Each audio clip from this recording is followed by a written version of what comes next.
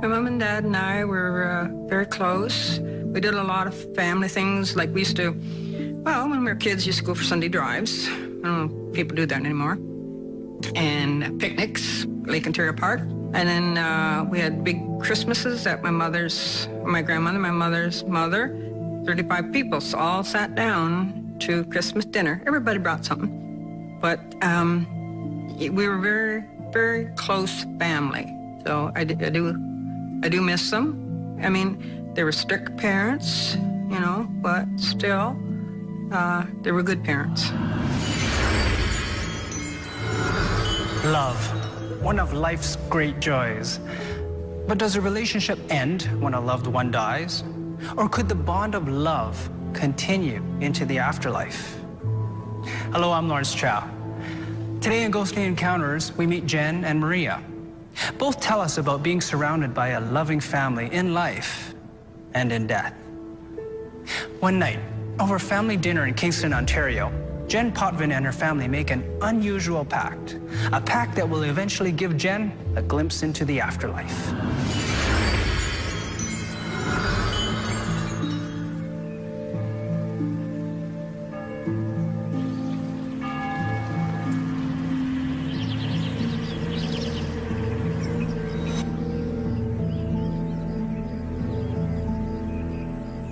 I've always been intrigued by the unknown, and my mom and dad would listen to me, and they weren't negative about it. They were just would listen, you know. So it was good that I could talk to somebody about it. So one evening, we were sitting at the kitchen table, and I just said, "Let's make a family pact, Mom and Dad." And they said, "What's that?" And I said, "Whoever goes first, whoever dies first, come back and tell us, where do you go? What is it like?" And they said, "Fine, that sounds really good. Yes, we will do that. If we're able to do that, we will do that." And I said, "Okay, don't forget." And they agreed.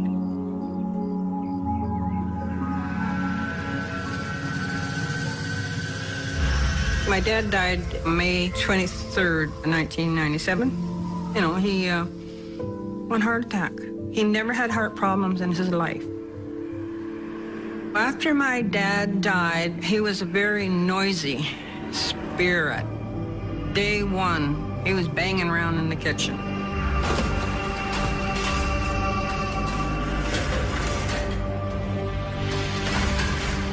At 6 o'clock in the morning, I would hear these pots banging and thumping, like on the table, on the counter, on the stove. I get up and I go out in the kitchen, and it'd stop.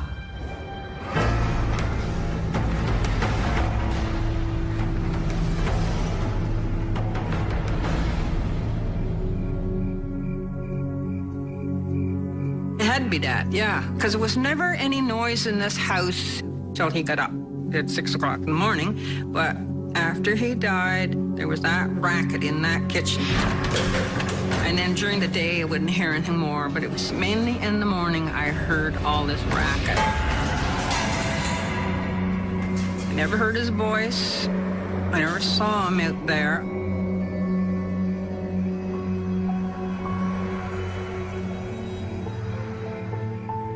He didn't cook or anything. Why he was banging all those pots around, I don't know. I think it was just his way of letting us know I'm still here.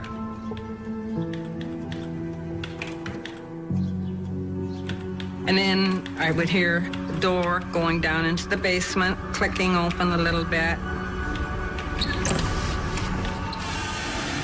I'd be on my computer. I was just signed on, and was just clicking away, and you go down, and then you come back up. It wouldn't be very long. It would be about maybe 5-10 minutes, and I hear it click and close.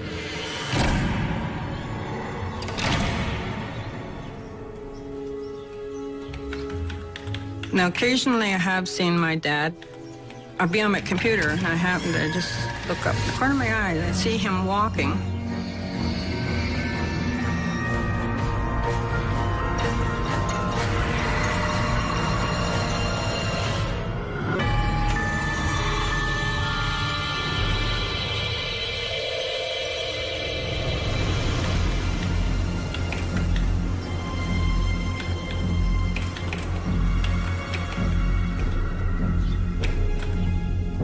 After my dad died, I'd be on my computer, and I just happened to look up, and I saw him. He was just in his casual dark pants and a shirt, and just walking towards the chair. You know, he always walked kind of slumped over. Didn't say anything. He didn't look at me. I just said, oh, there's Dad. And he was walking towards the chair he always sat in to watch TV. But then he would just disappear. He never really got to sit down. It didn't frighten me. He never frightened me as my father. I didn't, you know, like maybe it was somebody I didn't know. It would be scary, but it didn't, you know, it was my dad. And I knew he was dead. So I thought, oh, he's still here.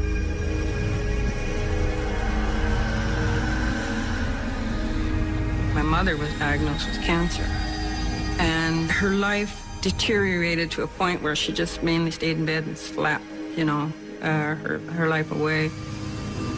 And then maybe 3 or 4 days before she passed away, I was getting ready for bed. I came out in the kitchen. There's my father sitting at the kitchen table where he always sat, just sitting there, looking normally like my dad always looked. Then I said, what are you doing, Dad? And he looked at me, and he said, I'm waiting for your mother.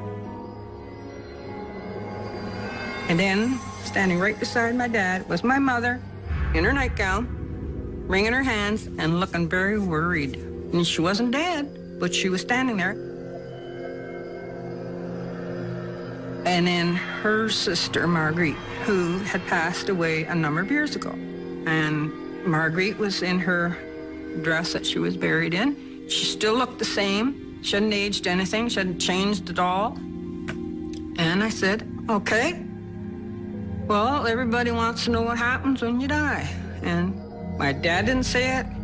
My mother didn't say it, because we had that pact and they were supposed to tell. And my aunt said, somebody will meet you and stay with you forever.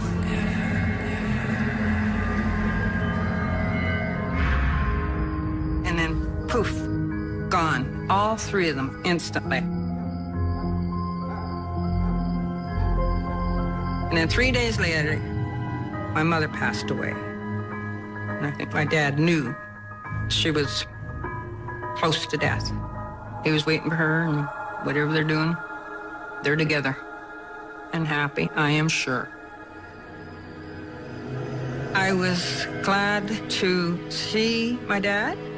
It made it a lot easier for me knowing that my dad is waiting for my mother, his wife, and she wanted to go and be with him because she wasn't happy anymore. She did not have much of a life. She missed him, he missed her. They wanted to be together. But I was still curious, and that's why I asked. And the answer I got, well, it helped, you know. So I thought, oh, good. I'm glad. Somebody's going to meet us. They'll guide us. Maybe my mom and dad. I don't know. We don't know till we go. Jen says she saw her parents together again, though her mom had not yet died. Our expert Patty Allen says there is the belief that this can happen with gravely ill people as their spirit spends less time with the physical body. Maria Thompson of Ottawa, Ontario, had many special moments with her husband, but she never thought that some of their most memorable would occur after his death. I met my husband in October of 1974 when I went to apply for a position at the Bank of Montreal in Grand Bend. There was a lady that was going on a maternity leave, so I went in to apply for the position. I was hired for 4 months, and the joke became that he hired me for 4 months and took me on for life. And we were married for 24 and a half years before he passed away. We had a very fun-loving marriage. We cared for each other. I mean, it's not that we didn't have our little spats and misunderstandings, but we never went to bed angry at each other. We always made up. So it was just a very nice, loving, friendly companionship marriage. He was my best friend. He was my soulmate and my very, very best friend.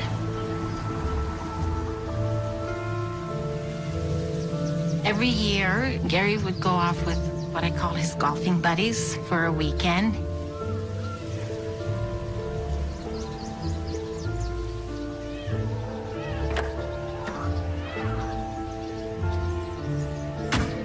So I remember he got in the car and I looked in the back seat. I didn't see him per se. What I saw was a little lost boy.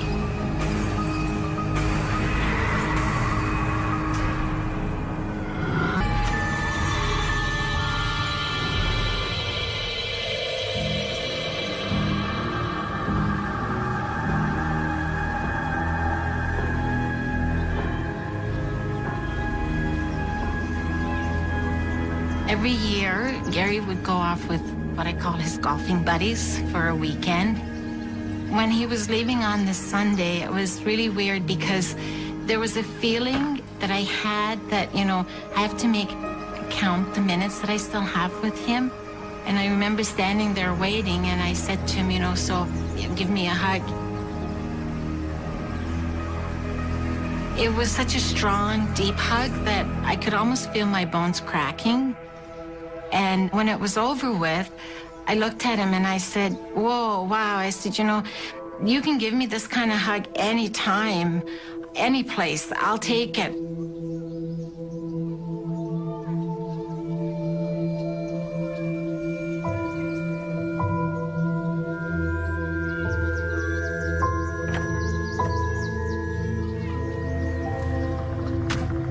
So I remember he got in the car and I looked in the back seat.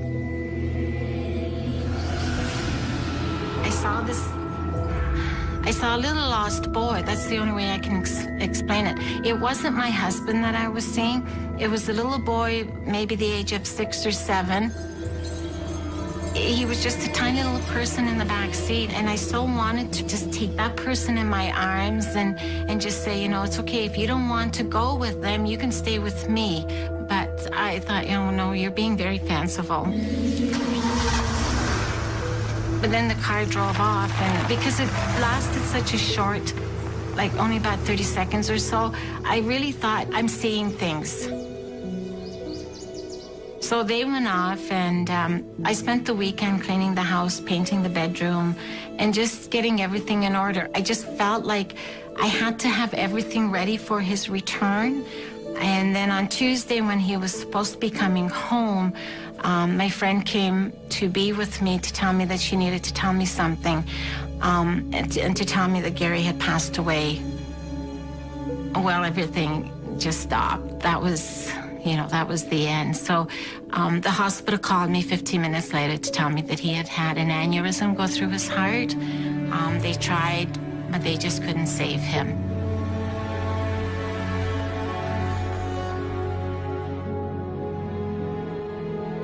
The funeral was Saturday.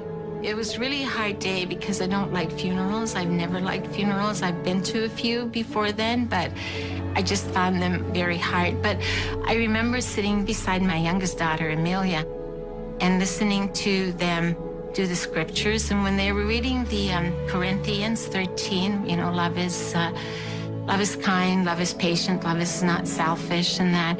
When they got to the part that said, and love never dies, there was a spirit that I felt behind me, like an aura. It was blue.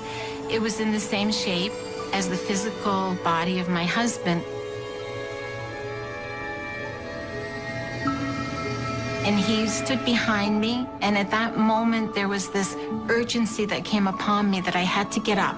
I needed to say something. You have to understand that up to this minute, I am just crying. I mean, I'm almost shaking with the way I'm crying. But as soon as I felt that aura, the crying stopped. I don't remember everything that I said, but I do remember saying that Gary would like me to thank,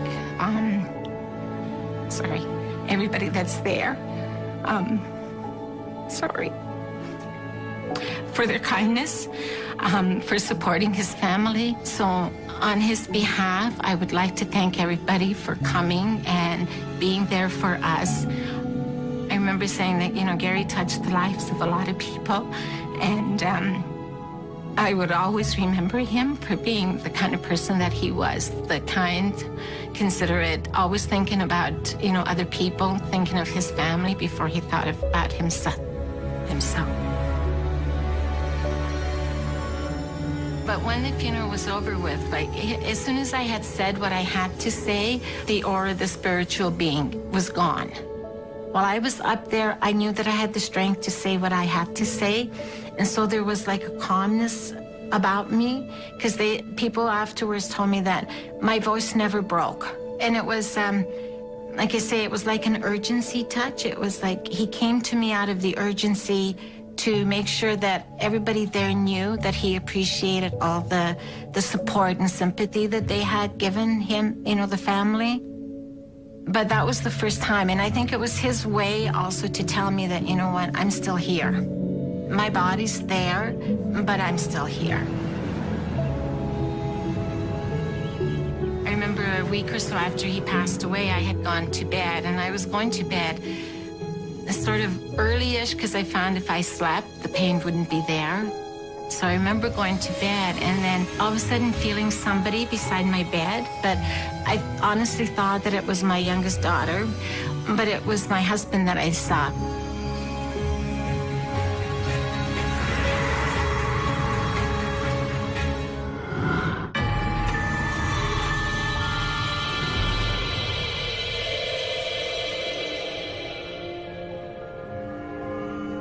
I remember a week or so after Gary passed away, I had gone to bed, and I was going to bed sort of early-ish, because I found if I slept, the pain wouldn't be there. All of a sudden, I felt, you know how sometimes when you're sleeping, somebody comes into the room and you can feel them without even opening your eyes, you can feel them. That's what I felt. I felt like there was somebody beside my bed, but I honestly thought that it was my youngest daughter. So I was all prepared when I opened my eyes to say to her, you know, yes, sunshine, just come beside me. But it wasn't my daughter, it was my husband. And he stood there and he bent over and he took me in his arms and he gave me a kiss.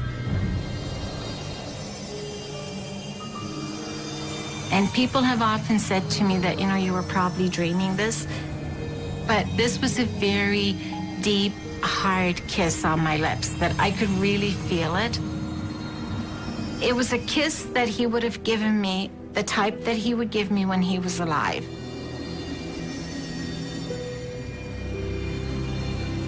And he just said to me he was sorry that he had to leave, but it was his time. He had accomplished what he came on earth to accomplish, but that he loved me. He would always love me. He would always love the girls. He told me to make sure that I don't let them forget him, and told me that although he wasn't there physically, he would always be with me. I told him that I really didn't like him leaving, but I understood that if it was his time, that I had to let him go.